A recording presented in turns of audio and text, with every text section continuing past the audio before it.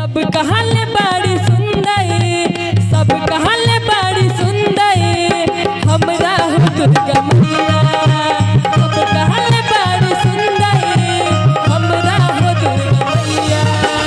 धरती सुंदर, अंबर सुंदर, नदियाँ सुंदर, पर्वत सुंदर।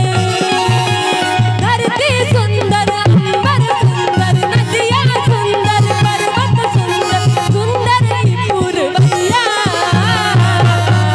सब कहल बड़ी सुंदर, सब कहल बड़ी सुंदर, हमरा हो दुर्गा मैया। सब कहल बड़ी सुंदर, हमरा हो दुर्गा मैया।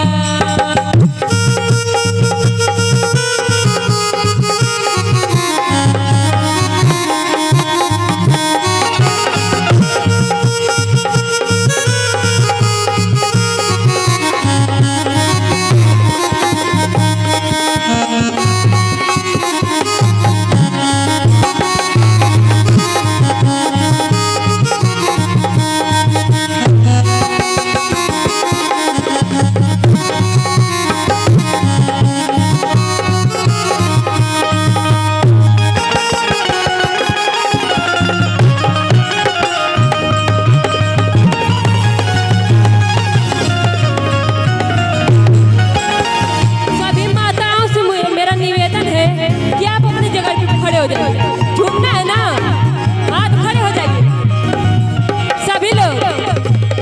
सब झूमना है कि नहीं? हम आए, खड़े हो जाइए, झूमिए। अच्छा, और झूमने के साथ साथ ताली बजाइए। कहते हैं ना कि पूजा पाठ में कंजूसाई नहीं अच्छा लगता है। हर चीज में कंजूसाई करेंगे तो चलता है। कहना है, क्या बात है, जय हो जय हो।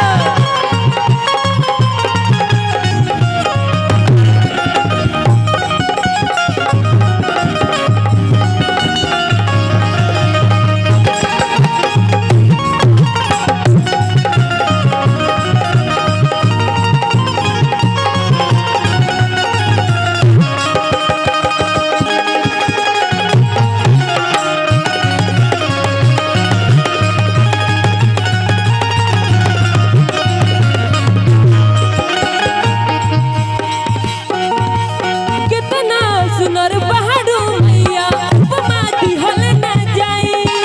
बार बार दस तोह के निहारी, हमसे रहल न जाई।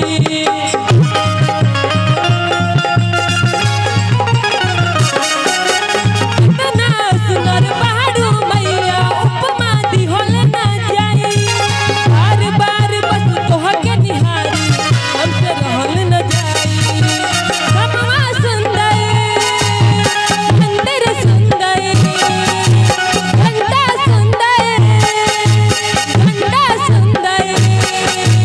हमवा सुंदर, मंदिर सुंदर, घंटा सुंदर, झंडा सुंदर, सुंदर ताल तलैया। बोलिए साचे दरबार की धमा।